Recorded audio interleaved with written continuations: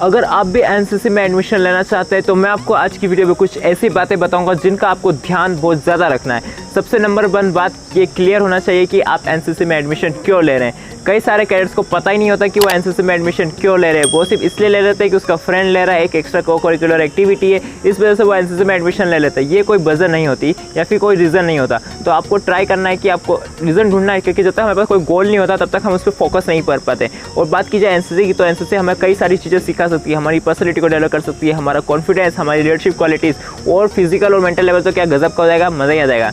Okay, तो अब बात करते हैं और कौन कौन सी बातें हैं जिनसे आपको ध्यान रखना है एनसीसी में एडमिशन लेते हुए। सबसे पहली बात यह है कि आपको हाइट की चिंता नहीं करनी है कि अगर आपकी हाइट ज़्यादा कम है तो आपका सिलेक्शन होगा या नहीं होगा, वो तो सिचुएशन पर देखा जाएगा। आप अपना 100% दीजिए। सेकंड, आपको रनिंग की प्रैक्टिस अभी से स्टार्ट करनी होगी, क्योंकि अभी ज़्यादा टाइम बचा नहीं है। जुलाई से लेकर अगस्त के बीच में एनसीसी के एडमिशन स्टार्ट हो जाते हैं, स्कूल में भी और कॉलेज में भी। जो स्कूल होता है उसमें हमारा ए सर्टिफिकेट के लिए होता है और जो कॉलेज होता है उसमें बी सर्टिफिकेट और सी सर्टिफिकेट के लिए होता है। तो इस तरह से आपको दोनों की तैयारी अभी से शुरू करनी है और साथ ही साथ आपको रिटन टेस्ट की भी तैयारी करनी है। रिटन टेस्ट में किस तरह के क्वेश्चन पूछे जाते हैं मैं आपको बताता हूँ। जनरल नॉलेज से रिलेटेड होता है, आर्मी से रिलेटेड क्वेश्चन आते हैं और एनवायरमेंट से रिलेटेड क्वेश्चन आते हैं और एनसीसी से रिलेटेड क्वेश्चन आते हैं, जो कि मैंने अभी आपको बताया कि एनसीसी का मोटो क्या है, एनसीसी की स्थापना कब की, 1948 में किसने की, एच एन कुंजरू ने की।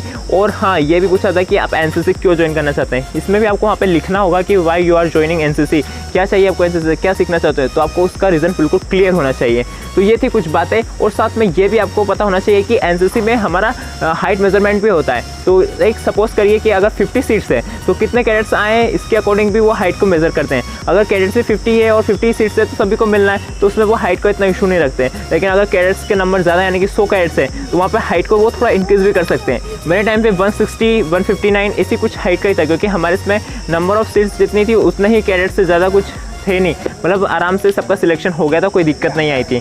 तो ये होता है फ़ायदा हमारी हाइट का। अगर कम भी है तो कोई दिक्कत नहीं, ज़्यादा है तो भी कोई दिक्कत नहीं। और हाँ, कई बार तो ऐसा होता है कि अगर किसी बंदे की हाइट ज़्यादा है, अगर उसने रिटन टेस्ट और फिर हमारा फिजिकल टेस्ट अच्छे से नहीं दिया है तो उसको वहाँ पे सिलेक्शन नहीं होगा, क्योंकि वो ओवरऑल पूरा मार्क्स देखते हैं, उसके बाद ही वो सिलेक्शन करते हैं। सिर्फ हाइट ज़्यादा होने से कुछ नहीं होता, आपका फिजिकल टेस्ट और रिटन टेस्ट भी बढ़िया होना चाहिए।